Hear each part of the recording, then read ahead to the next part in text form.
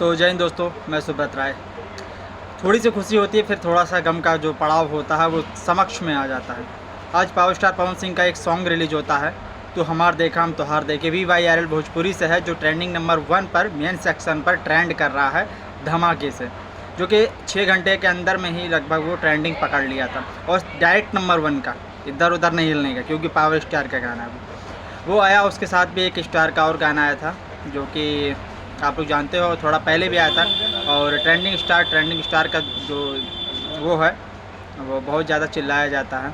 पर ठीक है, मैं कंपेयर नहीं कर रहा हूँ, क्योंकि हमारे पावर स्टार के से कोई कंपेयरिंग है ही नहीं, कोई कंपेरिजन है ही नहीं।